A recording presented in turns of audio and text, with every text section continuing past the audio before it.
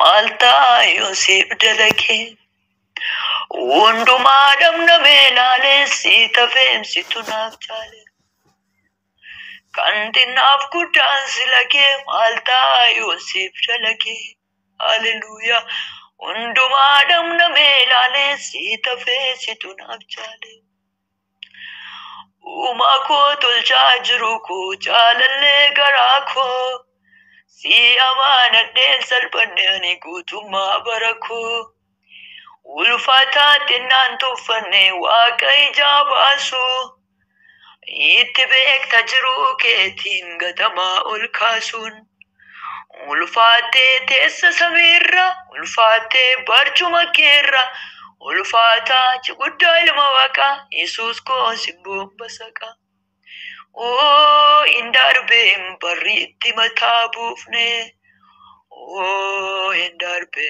barri nama gugufne Oh indarbe funansi karmi ganda Oh indarbe nyachu nirbata gada Ni farsi nakanu malufina Ufara dufe mara ulfina Rai fera urchimba kalcha Ilma waaqaatiif galata galcha. Galanni guddaan siif haa ta'u bara baraan eebbifame. Danuu gargaarsa kee baay'een araara keessa guddaa waan siin jennu hin qabnu. Jechaanis yaa Waaqayyo Gooftaa Yesuus Kiristoos gochaa keessa dinqisiisaa ibsuu hin dandeenyu. Maqaa Gooftaa Yesuusiin gatii beenyaaf tolli gaarummaa kee jireenya keenyarra hedduudha. Lakkaa'amee dubbatamee taa'ameetti yaadamee kan bira ga'amuu hin danda'amu miti. Maqaa Gooftaa Yesuus Kiristoosiin yaa Waaqayyoo kanaaf si galateeffannaa baraa hamma bara baraatti maqaa Gooftaa Yesuusiin Waaqa irratti lafa irratti galanni guddaa ulfinni guddaan siif haa ta'u. Waaqa waaqotaan olii jabaa guddaa beekaa danda'aa sirrii amanamaa kan taate ati guddaadha guddaa yoo jedhan guddaan sitti qixxaatu beekaadha yoo jedhan beekaan siif madaalu hin jiru.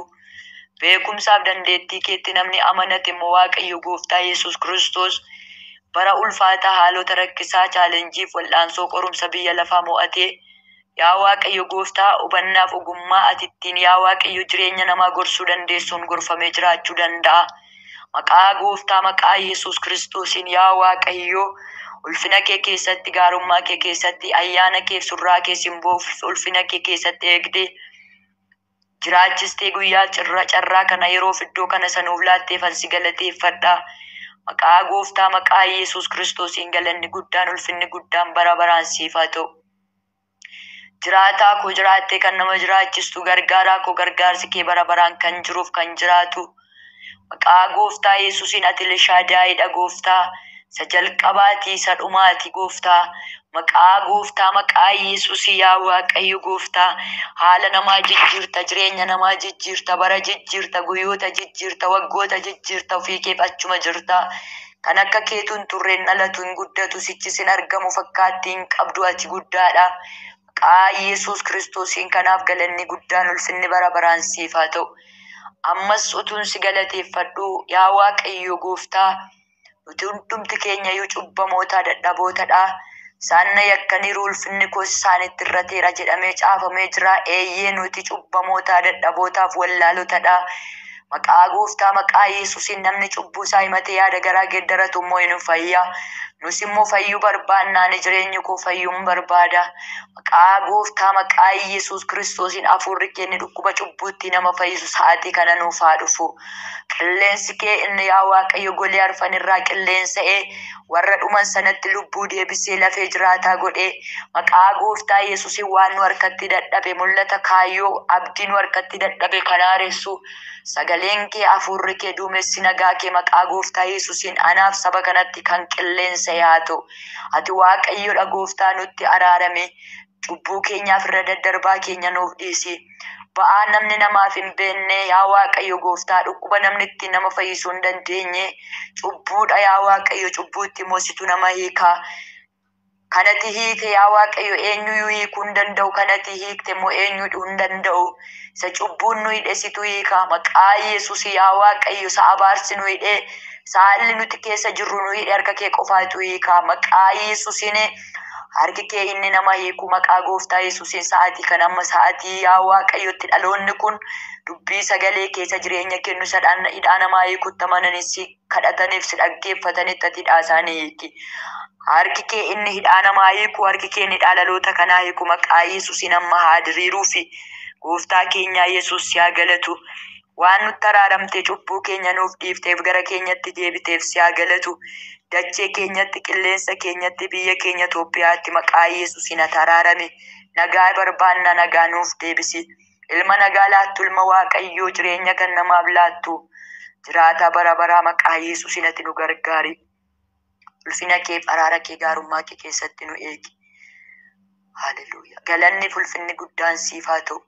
Ammatuun araara si kadhadhu yaa Waaqayyoon isin kadhadha. Hidhaan dhaloota kana hidhe, ba'aan dhaloota kanatti ulfaate, wanti dhaloota kana qabe maqaa ilma kee maqaa Yesuus Kiristoos isa du'ee du'a injifatee ka'e nan jedha. Sa'aatii kanaa kaasee maqaa gooftaa Yesuusiin dhaloota kanarraa haa kufu.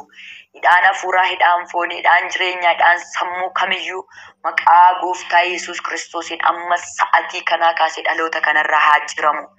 Waaqayyo jedheeraa haa ciramu. Billaa keessee fi hafuura qulqulluutiin haa ciramu. Maqaa Yesuus Kiristoosiin haa ciramu. Abidda kee, abidda Yesuusiin jireenya dhaloota kanarraa ni nagaa isaanii, ni eebba isaanii, yaa Waaqayyo gooftaa abdii isaanii nyaatu maqaa Yesuusiin irraa haa nyaatamu.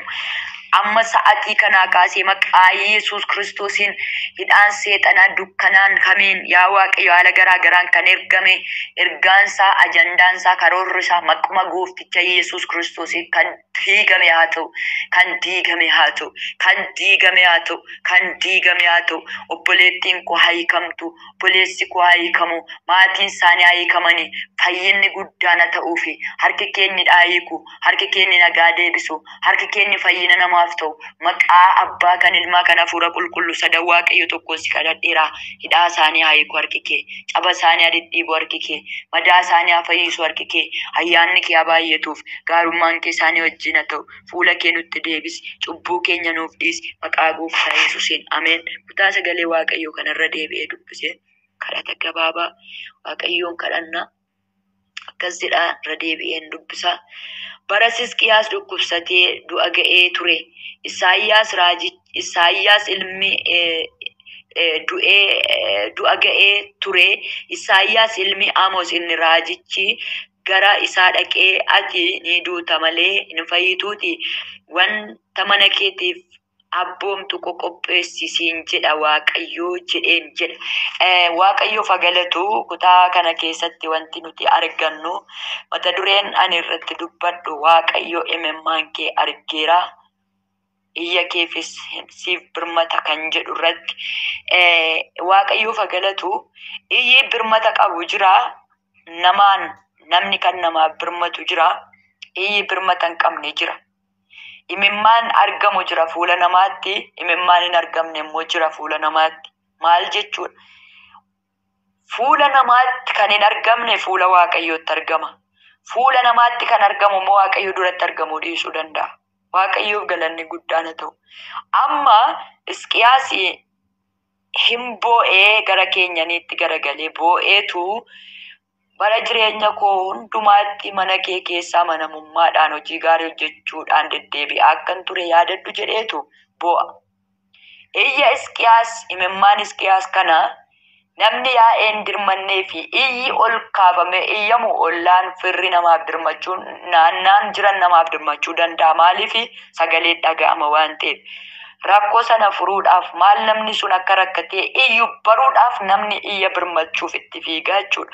Amma iyyi birmata hin qabne inni nama duratti hin dhaga'amne mana keessatti, gola dhoksaa keessatti, haala rakkisaa keessatti namni cufatee boo'ee gaddee fuula Waaqayyoo duratti imimmaan isaa dhangalaasu inni nama duratti hin argamne immoo Waaqayyoo duratti argama. Amma isa namni namatti dirmatu furmaata namaaf hin ta'u, wacanima namatti maal taate jedhanii furmaata kennuu hin danda'anii, garuu Waaqayyo akka kanaatti miti kan inni iyya namaa birmatee rakkina sana keessatti nama laalee deebi'u. Rakkina sana keessatti Waaqayyo gadi namaaf jedha.